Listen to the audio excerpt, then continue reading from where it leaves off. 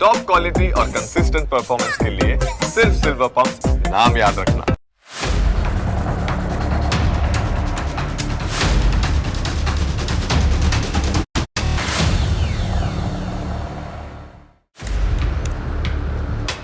નમસ્કાર, હું Janak Dave. Full stop news analysis પ્રોગ્રામમાં આપનું સ્વાગત છે.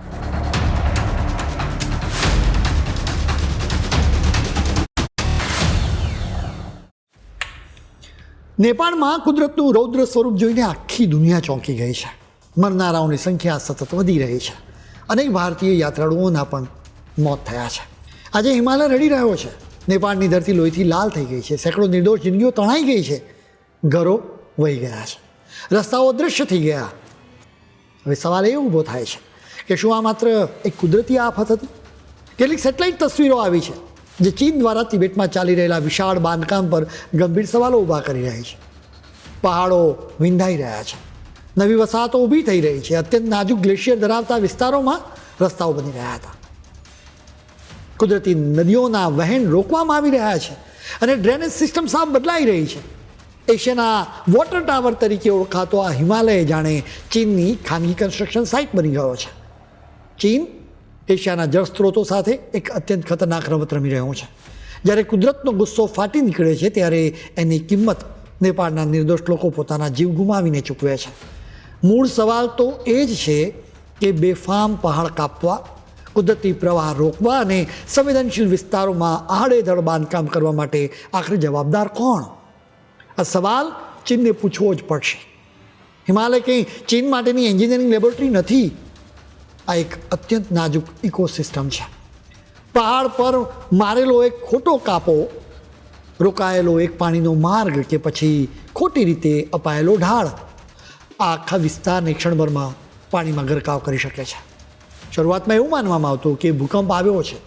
જોકે આખરે યુએસ જીઓલોજીકલ સર્વેના નવા રિપોર્ટ મુજબ ત્યાં ખરેખર કોઈ ભૂકંપ થયો જ નહોતો. ઉપગ્રહની તસવીરો અને સાધનોના ડેટા પરથી જાણવા મળ્યું છે કે ગ્લેશિયર એટલે કે બરફનો જે પહાડ છે ને એ અચાનક તૂટી પડ્યો. બરફ, કાદવ અને પથ્થરો એટલા મોટા પ્રમાણમાં નીચે પડ્યા કે રિક્ટર સ્કેલ પર 5.2ની તીવ્રતા જેવા ભૂકંપના આંચકા નોંધાયા. આ ઘટનાના કારણે જ નીચે મોટો કાદવ, પાણીનો પ્રવાહ ધસી આવ્યો અને ભયાનક પૂરની સ્થિતિ સર્જાઈ. સેંકડો લોકોના કરુણ મોત થયા અને અનેક લોકો ગુમ થઈ ગયા છે.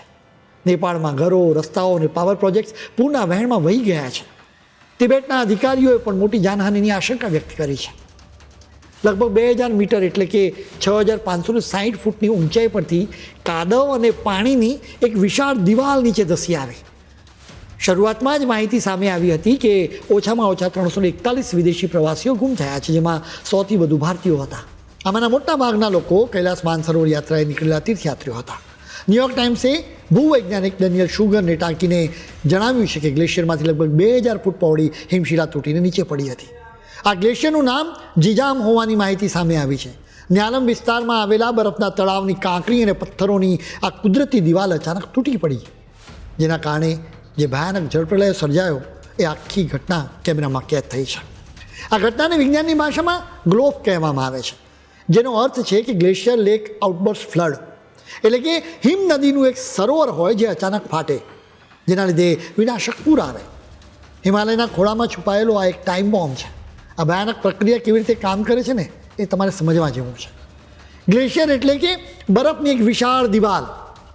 ક્યારેક આ દિવાલ કોઈ સરોવરને રોકીને કુદરતી બંધ જેવું કામ કરતી હોય. સરોવરોમાં વર્ષો સુધી પાણી ભરાતું રહે અને દબાણ સતત વધ્યા કરે. પછી ગ્લેશિયરમાં તિરાડ પડે. પાણીના અતિશય દબાણને કારણે કુદરતી બંધ તૂટી જાય અને સરોવરમાં સંગ્રહાયેલું પાણી, પથ્થર, માટી અને બરફ સાથે પહાડ પરથી અત્યંત તોફાની ગતિ નીચે ધસી આવે. એ માત્ર પાણી નહીં પરંતુ કાદવ, કચરાની એક કાળમુખી દિવાલ હોય છે જે મિનિટોમાં આખા અનેક વિસ્તારોનો સફાયો કરી નાખે છે. નેપાળ તિબેટ સરહદ પર પણ કંઈક આવું જ બન્યું હતું. લગભગ 2000 મીટરની ઊંચાઈ પરથી કાદવ ભરેલું પાણી નીચે ધસી આવ્યું. બોટે, કોશી અને ત્રિશુલી નદીઓમાં વિનાશ વેર્યો. ગ્લોફ માત્ર એક ટેકનિકલ શબ્દ નથી, તે હિમાલયની દર્દનાક એક ચીજ છે. તે એક આખરી ચેતવણી છે. ગ્લેશિયર તૂટે છે, સરોવર ફાટે છે અને સામાન્ય નિર્દોષ લોકો તેનો ભોગ બની રહ્યા છે. ચીનનું હેલિકોપ્ટર એ જગ્યાએ પહોંચી ગયું હતું કે જ્યાં ગ્લેશિયર તૂટ્યો હતો. આ એ જ જગ્યા છે જ્યાંથી પાણીની કાળમુખી દિવાલ નીકળી અને નેપાળમાં વિનાશ ફેલાવી દીધો. હવે ચીન ત્યાં એક હેલિકોપ્ટર મોકલી રહ્યું છે. સોશિયલ મીડિયા પર લોકો અનેક સવાલો પૂછી રહ્યા છે, જેમ કે આ હેલિકોપ્ટરને તપાસ માટે મોકલાયું હતું કે કંઈક છુપાવવા માટે પ્રયત્ન થઈ રહ્યા છે કે પુરાવાઓ નષ્ટ કરવા માટે મોકલાયું હતું. અમેરિકન તિબેટિયન વકીલ તેનસિંગનું માનવું છે કે નેપાળ કદાચ ક્યારે ચીનને જવાબદાર નહીં ઠેરવી શકે. તેમના મતે ચીન ભારત સામે પણ આવી જ ચાલાકી અપનાવી રહ્યું છે. દક્ષિણ તિબેટમાં વિશાળ બંધ બાંધવામાં આવી રહ્યા છે. એનાથી નેપાળમાં પૂરનો એક મોટો ખતરો છે. આ ખતરો એટલા માટે છે કે તિબેટના પહાડોમાંથી નીકળતી કેટલીક નદીઓ નેપાળ તરફ આવે છે. હવે જો ઉપરના ભાગે મોટા ડેમ બાંધવામાં આવે તો નદીનો પાણીનો જે સહજ પ્રવાહ છે અને પાણી આવવાનો સમય એ આખો બદલાઈ જાય. જો ઉપરના વિસ્તારમાં ભારે વરસાદ પડે, બરફ ઝડપથી પીગળે કે ડેમ ભરાઈ જતાં અચાનક ઘણું પાણી છોડવું પડે તો નીચેના વિસ્તારોમાં પાણીનું ભયાનક મોજું આવી જશે. નેપાળની સાંકડી ખીણોમાં આ પાણીએ ખૂબ ઝડપથી વિનાશ ફેલાવ્યો. ચીન થોડા સમયે ડ્રોન ઉડાવીને તળાવ નજીક મૂકેલા કેમેરા અને સ્ટેશન પર પાણીની સપાટી, જમીની તિરાડો અને બરફ પીગળવાની સ્થિતિનું રેકોર્ડિંગ કરતું રહે છે. ચીનની એજન્સીઓ અને વૈજ્ઞાનિકોને પહેલેથી જ એ વાતની ખબર પણ હતી કે આ તળાવ ખૂબ જ ખતરનાક સ્થિતિમાં છે અને ગમે ત્યારે ગ્લેશિયર તૂટી શકે તેમ છે.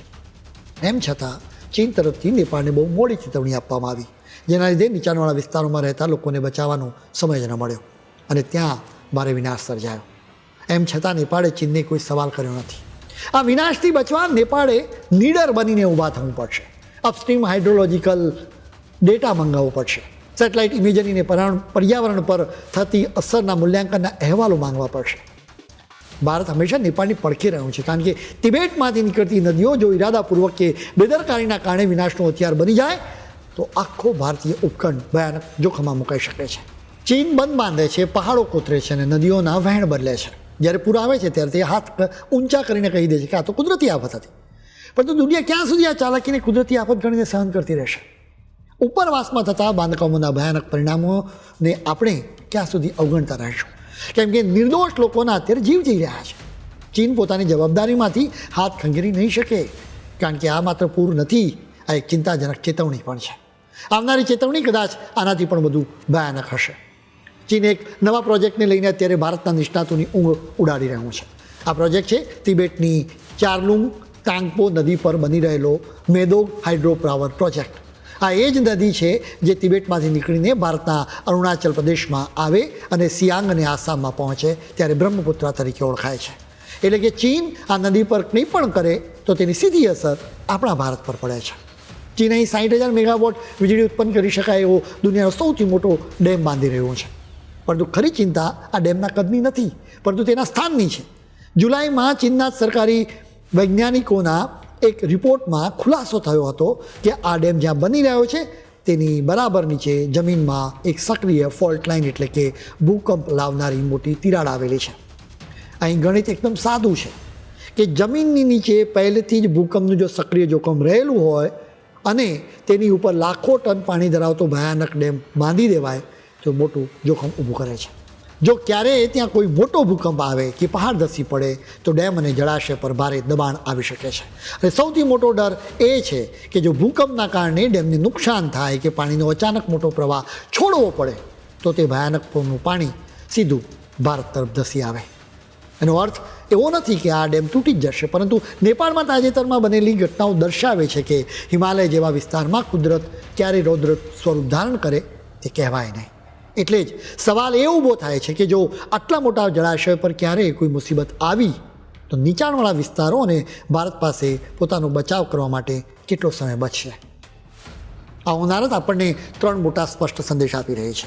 સૌથી પહેલો સંદેશ એ છે કે હિમાલયને નુકસાન થશે તો તેની ભયાનક અસરો આપણને જોવા મળશે.